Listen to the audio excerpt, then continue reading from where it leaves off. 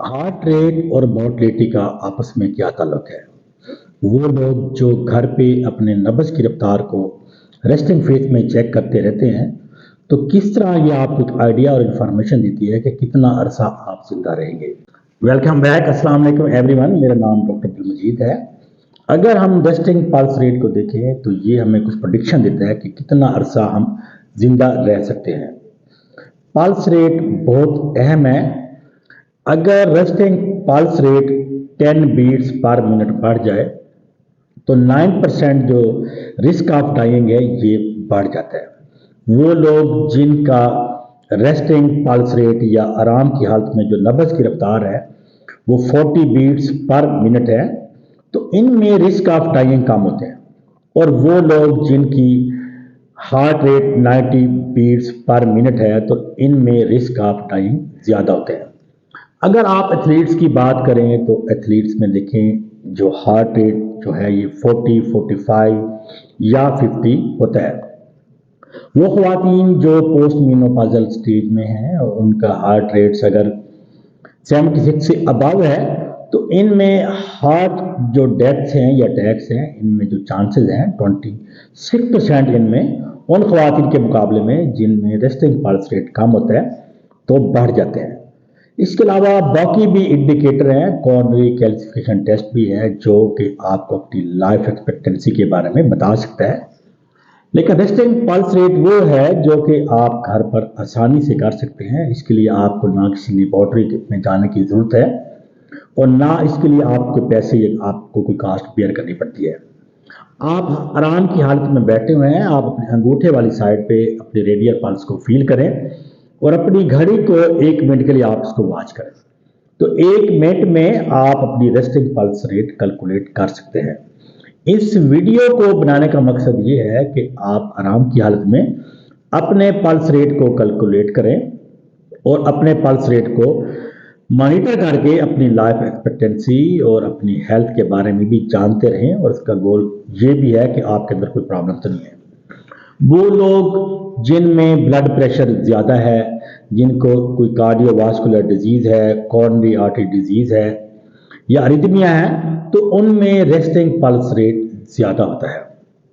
अगर आप एक्सरसाइज करने जा रहे हैं तो आप एक्सरसाइज से पहले अपनी पल्स रेट को कैलकुलेट कर लें और 1 से 2 मिनट अगर आप एक्सरसाइज करते हैं तो उसके बाद आप ये नोट करें कि आपकी जो पल्स रेट जब नॉर्मल आती है तो वो 2 से या 3 मिनट में वापस आती है कि नहीं है। एक्चुअली होता यह है कि आपकी जो पल्स रेट है इसको वागल टोन है जो वागस नर्व है ये इसको कंट्रोल करिए। वागस नर्व एक लॉन्ग नर्व है जो कि आपके ब्रेन कार्ड से हमारे बाकी बॉडी पार्ट्स को सप्लाई करते हुए हमारे दिल को भी या हार्ट को भी ये सप्लाई करती है। तो वागल टोन जब ये वेव एक्टिव होती है तो ये आपकी बॉडी में जितने भी एक्टिविटी हैं ये इसको पुश डाउन कर रही होती हैं कि आपकी जो एक्टिविटी हार्ट रेट है इसको रिकवर करती है या इसको लो डाउन करती है। अगर आपने एक्सरसाइज की है और एक्सरसाइज से पहले और बाद में अगर आप टाइम कैलकुलेट करें और आपकी जब हार्ट रेट नॉर्मल आ जाए 2 से 3 मिनट में तो ये आपको ये बता रही है कि आपका वागल टोन है ये कितना एक्टिव है, पैरासिम्पैथिक सिस्टम कितना स्ट्रेंथन है और ये रिकवरी जितनी फास्ट होगी उतना पैरासिम्पैथिक सिस्टम एक्टिव होगा। पैरासिम्पैथिक सिस्टम आपकी बॉडी में जब आप रेस्ट कर रहे होते हैं, डाइजेशन का प्रोसेस है, हार्ट रेट है, तो इसमें इसकी हेल्प करता है। हम अपने रेस्टिंग हार्ट रेट को या पल्स रेट को मॉनिटर करके अपनी लाइफ एक्सपेक्टेंसी को बढ़ा सकते हैं। ये ना सिर्फ जो स्टडीज बता रही हैं ना सिर्फ वो अमवात जो दिल से मुतल्लिक हैं बल्कि बाकी तमाम अमवात के मुतल्लिका भी इसको बताती हैं कि उसके बारे में प्रेडिक्शन करते हैं। तो वीडियो का मकसद ये है कि हम अपना पल्स रेट्स कम से कम रखें। उसको हम कैसे कम कर सकते हैं? नंबर 1, इसके लिए हमें चाहिए कि हम बाकायदगी से रोज़ाना एक्सरसाइज करें और एक्सरसाइज में कैचअप एक्सरसाइज करें। इसमें आपकी बॉडी वेल ट्रेंड होती है और एक्सरसाइज से आपका पैरासिम्पैथिक सिस्टम एक्टिव होता है और आपके जो पल्स रेट है ये इससे भी कम होता है।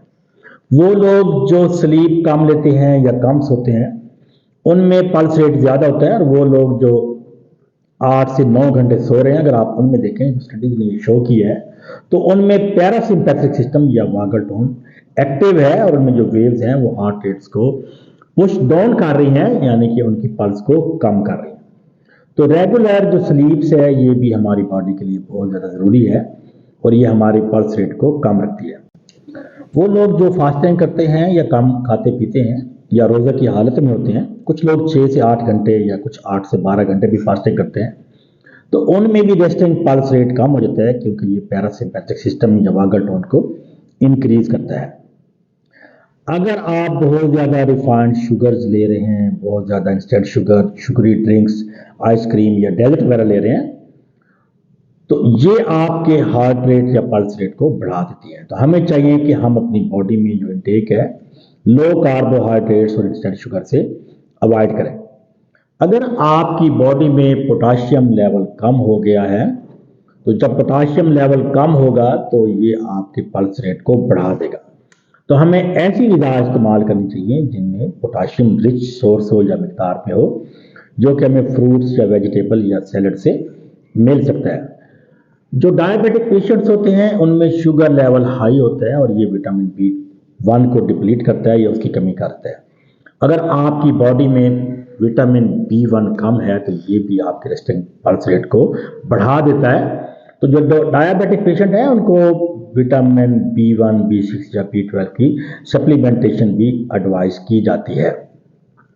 इसके अलावा अगर आपकी बॉडी में विटामिन D डेफिशिएंट है तो ये भी रेस्टिंग पल्स रेट को बढ़ा देता है।